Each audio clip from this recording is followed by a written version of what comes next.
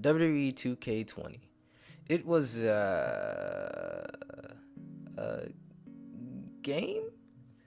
It was riddled with problems so extensive that it's considered one of the worst games of 2019, if not the whole decade. The game is so bad that on New Year's Day 2020, it decided it no longer wanted to be a game on this earth anymore and attempted a self-suicide.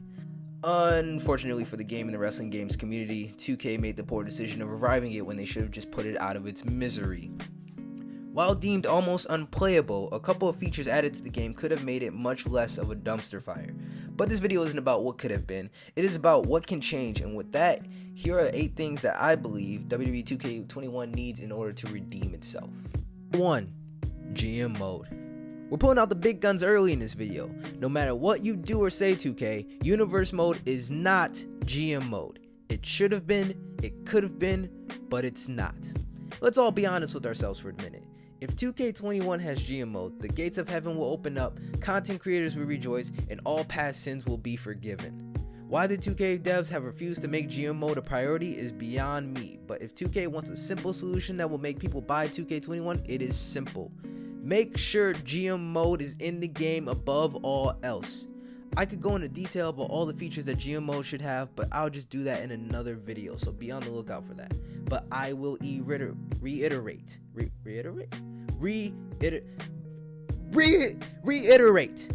Put GM mode in the game, you cowards. Number 2, new match types. A feature that we all have begged and pleaded for aside from GM mode has been new match types. Match types in a WWE game are a difference maker when it comes to the longevity of the game itself. The Elimination Chamber being added to Here Comes the Pain drastically improved what was already an amazing game. Inferno matches gave new depth to the SmackDown vs. Raw series. The reintroduction of gimmick matches such as Buried Alive and Casket matches to the introduction of matches such as Ambulance and also sprinkle in some creative matches such as a dumpster match or a barbed wire steel cage, and the landscape of the WWE games changed drastically. New match types just give the players much more to work with, and it certainly makes it easy for content creators to get more creative with storylines and concepts they may have pertaining to the universe mode. If anyone from 2K happens to be watching this video, please take these match types into consideration. We need them. Please. Number 3, new weapons. Following the theme of shiny new things, a great addition to 2K21 would be new weapons. 2K20, you almost fooled us, but I'm only stupid 50% of the time. The idea of weapon skins is amazing, but at the same time, I don't want my sword to hit like a kindle stick. I want my sword to hit like a sword. Introducing new weapons into the game creates a lot more ways for wild shit to happen in matches. I mean, seriously, how fun would it be to have thumbtacks that can double as Lego skins for the PG kiddies, barbed wire wrapped weapons for the EC dub guys, and loose change for the Sninsky fans? If these things are put in the game, we can at least say it was his fault. Not only should new weapons be implemented, but the type of damage they do should vary as well. There should be a difference in damage if a person is getting powerbombed onto a ladder versus the regular ring mat. The same should go for doing apron spots. They shouldn't do damage like regular moves. The use for a weapon should have a little bit more meaning and purpose, much like they do in the real life wrestling world. Number 4, interactive career mode. One thing the 2K series has progressively gotten better at is the career mode. One thing that has not gotten better is the backstage interactions in said career mode. Let's go back to the shut your mouth days where full exploration of the arena was a thing. That was the year 2002. This concept should not be foreign to us in the year 2020. Interactions throughout the career mode should also be a major factor in what happens in the story. Little has choices truly played a factor in the outcome of the story in WWE games. No matter what you do, everything seems to follow the same direction. There are just different paths to getting there. I want to be able to play the game multiple times with my choices, not only affecting just the ending, but also the entire road to the story as well. I want choices that I make and superstars that I choose to interact with make a major difference in my story. In some cases, who I interact with may determine how long I hold a title for. If my character picks a fight with Brock Lesnar, he will probably die.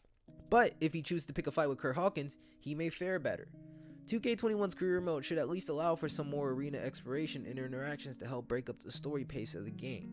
I'm honestly not that worried about the 2K career mode as long as my character is not as dumb as, say, Trey. Because Trey was incredibly stupid. Number 5. DLC. 2K20's DLC packs would be quite something if the game wasn't so trash. What was great, however, was 2K19's DLC packs that featured Rising Stars, new moves, and Bobby Lashley. The value of 2K20 could have been raised a little with the DLC pack that includes the likes of Isaiah Swerve Scott, Xia Li, Dominic Dijakovic, Angel Garza, ACH, Raul Mendoza, and many others. The smart decision for 2K21 is to get a DLC pack going for the superstars who might not make the original cut of the game. The different world concepts are great in theory, but sometimes simple is better. And in 2K's case, stick to the simple new superstars, new moves pack, and then maybe leave one more bit of DLC open for a new world or an NXT UK pack. Put Walter in the game, you cowards. Number 6. Update feature. Kind of a weird thought, but a monthly or even bi-monthly update feature that updates arenas, characters, and championships would be great. The NBA 2K series seems to always be on top of this and is often up to date with the current events of the season. WWE should follow this concept. Now, I'm sure there is probably some licensing or something that doesn't allow updates like this to be made for this game, but I'm really just going off of what I know, which is absolutely nothing. So until someone educates me on why 2K doesn't update the WWE world every so often throughout the year, I would strongly advocate for this feature. This will be incredibly helpful for superstars who decide to completely change their looks, such as Bayley, Finn Balor, and Io Shirai. Essentially everybody who has turned heel in the last year. All I want is for Io Shirai's heel theme to be in the WWE game. It can't be that hard to put it in. Please just do it. Number 7. Creation Suite. Let's take a moment to run down the innovative updates to the Creation Suite in 2K20. Oh wait, there is none. Everything is almost a carbon copy of 2K19 with a couple of new items. Please do better, 2K. Stop restricting Creation Suites and give us the ability to create a Royal Rumble match where people can get pinned to be eliminated, you cowards. I was never much of a fan of Create a Match type because it only allowed so much a person could do. We almost didn't even get Create a Championship altogether, and when we did, it was still broken.